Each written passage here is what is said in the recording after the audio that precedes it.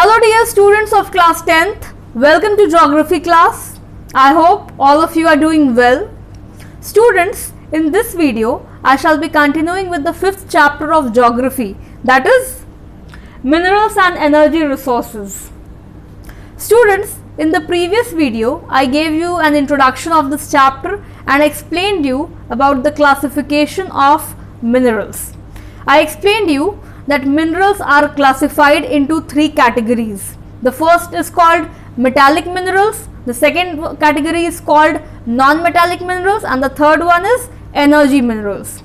Further, I told you that metallic minerals are further categorized into 3 parts. The first one is called ferrous minerals, the second one is called non-ferrous minerals, and the third one is called precious minerals. Now students, in this video I shall start with a new topic, that is mode of occurrence of minerals. That means how the minerals occur, in which form the minerals occur, from where do we get minerals, how they are found or how they are formed. So students, let me tell you that minerals are found in ores. Now what is this ore? Ore is a naturally occurring solid material from which a metal or valuable mineral can be extracted profitably. Students, I hope you remember that in the previous video I told you that minerals are found on rocks. Definitely they are found on rocks, but if you will just pick up a rock and you will say that where is the mineral, so that way it will not be found. That way it will not be found. So minerals are found in ores, and ores, where are ores? Ores are in rocks. So they are naturally occurring substance in the form of a metal or a valuable mineral, okay, which can be extracted, and from the ores minerals are extracted. We get minerals from ores. So in this topic I am going to explain you that how the minerals occur. There are several ways through which minerals occur, and in this topic I am going to explain you 5 ways of occurrence of minerals. As you can see on the screen, the 5 ways are mentioned. So the first way is through veins and lodes. Second is beds and layers. Third is residual mass of weathered material. The fourth way is in alluvial deposits, and the fifth one is ocean water. So I am going to explain you all the 5 ways in detail, that how through these ways or in this form minerals occur or they are formed.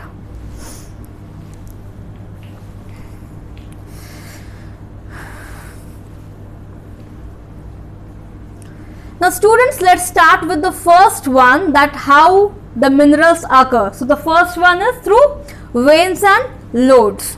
See, there are cracks in igneous and metamorphic rocks. Now what do you understand by igneous and metamorphic rocks? See, you have already studied about igneous and metamorphic rocks in your junior classes, but let me revise these 2 rocks. First is igneous rocks. See, igneous rocks are formed by magma or lava, when the magma or lava cools down and solidifies. So when the magma is solidified, then the rock formed is called igneous rock. Let me tell you that igneous rocks are also called as primary rocks. Why? Because the other types of rocks, that means sedimentary and metamorphic, they are formed from igneous rocks only. That is why igneous rocks is called as primary. That is why igneous rocks are called as primary rocks. So you understood about igneous rocks. Now let's come to metamorphic rocks.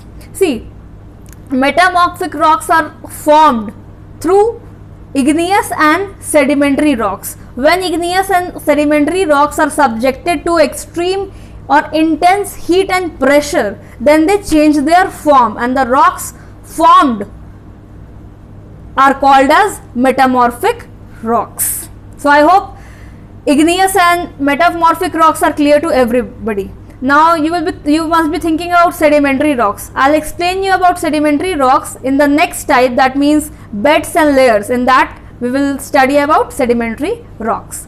So there are cracks or there are cracks, faults or crevices. Now what are crevices? Crevices means a narrow opening, that means cracks. So there are cracks, faults and crevices that occur in these rocks, and in these cracks and crevices minerals are formed.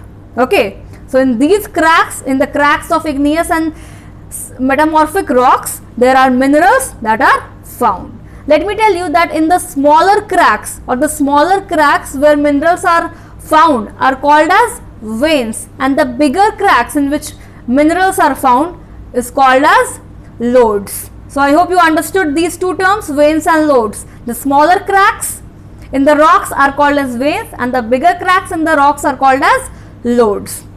Now students, let me tell you that in most cases they are formed when minerals in liquid or gaseous form, they are forced upwards through cavities towards the earth's surface, and they cool and solidify as they rise. So they rise subjected to extreme heat and pressure, and then minerals are formed.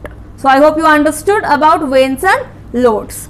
Now let's come to the second way of occurrence of minerals. So the second way is through beds and layers. Now how in the form of beds and layers the minerals occur?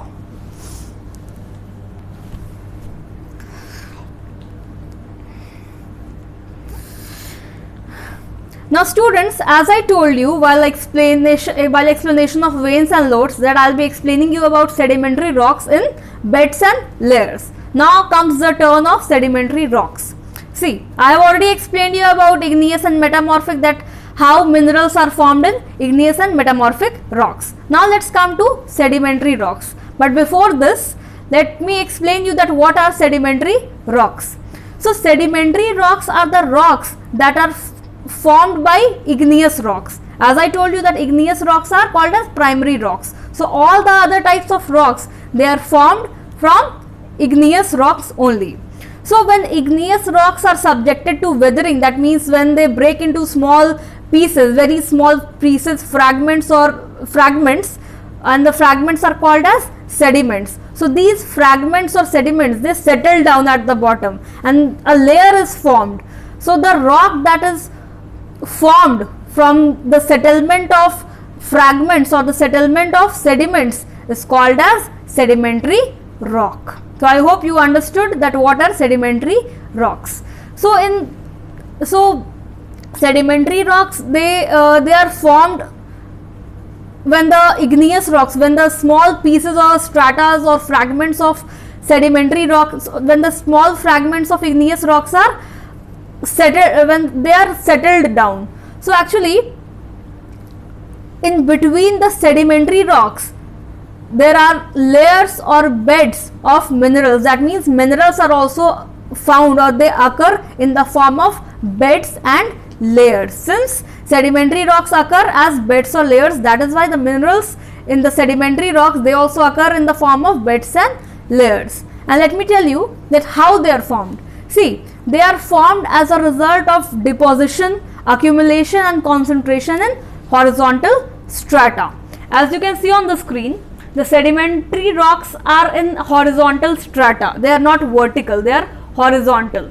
So in these horizontal strata you will find minerals. So that is why minerals occur in the form of beds and layers. And since they have been concentrated for long periods, subjected to heat and pressure, so they occur in beds and layers. So I hope you understood that how minerals occur in beds and layers.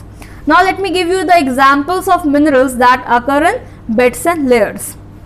So minerals like coal, some forms of iron ore, sedimentary minerals like potash, salt, gypsum, sodium salt, they are formed by this process. So I hope the first two processes clear to everybody.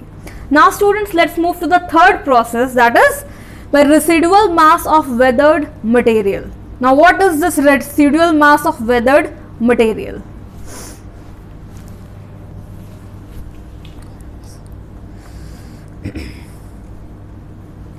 students, when the decomposed rocks, that means the topsoil, so when the decomposed rocks are washed by water, that means by heavy rainfall, then the constituent in that rock which is soluble is removed, and the residual mass, that means that is left over, the part that is left over is retained in the rock which contains ores. That means the surface soil is washed away because of heavy or excessive rainfall, and the minerals that are there in the rock, that is not washed away with water. The minerals are already there, they are there on the ground, and from there the minerals are extracted. Only the top soil is washed, the soil, the surface soil, that is washed, the fertile land or the top soil, that is washed with the help of rainfall, but the minerals that are there, the mineral that is found, that is not washed away with the help of rainfall or with water, that remains there only on the surface. And after that, what happens, that mineral that is available, that is there, that occurs on the, that is left, the residual part, that means the residual part of the rock that is left on the ground, that is further extracted. So, as I told you that the rocks contain ores and ores contains minerals, so from the ores minerals are extracted. So this way, so this is the meaning of residual mass of weathered material. Okay, let me tell you that bauxite is formed this way. So I hope you understood the third way, that how minerals are formed, or so how minerals are found or how they occur.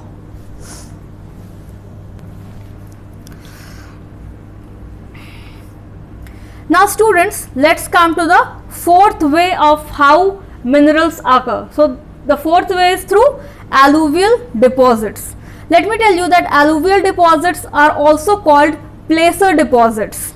See, they occur in the hilly regions. This alluvial deposits, they occur in the hilly regions, in sands of valley floors of base of hills, and you know they contain minerals which are not corroded by water. Now how the minerals occur in alluvial deposits? See, sometimes what happens, due to excessive heavy rainfall or due to flood, the water flows from one place to another. The water hits the valleys, the water hits the hilly regions, and what happens with that water, sometimes the mineral is also flown, the mineral that is there on the rock, that is also flown with the help of water, with the help of flood water or due to excessive rain, and that mineral gets deposited in the form of alluvial. That means they get deposited in the bottom of the valley or in the bottom of the hill, and they form layers. So from there minerals, so there also minerals occur. So when they are deposited with the help of flood water, they get deposited, the layers get deposited one after the another. So this way minerals are found. So I hope you understood about alluvial deposits. Means they are deposited, the minerals get deposited one after the other, the layers are deposited with the help of water, with the help of rainfall or flood water. And minerals like gold, silver, tin, platinum, they are obtained this way. So I hope you understood about alluvial deposits. Now let's come to the last one, that is ocean water. See, the ocean water contains vast quantities of minerals, yes, but most of them they are diffused in water. They definitely contain vast quantities of minerals, but most of them they are diffused or they are dissolved in water, that cannot be extracted. So there are some minerals that can be extracted from water, and the minerals like common salt, magnesium and bromine, they are derived from ocean water. So I hope that all the points are clear to everybody, all the ways through which minerals occur are clear to everybody. Please remember students that there are basically or mainly 5 ways of occurrence of minerals. So students, I hope till here all the points are clear. In the next video, I'll explain you types of mining and distribution of minerals. What are the types of mining or how mining is done and how the minerals are distributed in our country. Till then, thank you so much and be safe.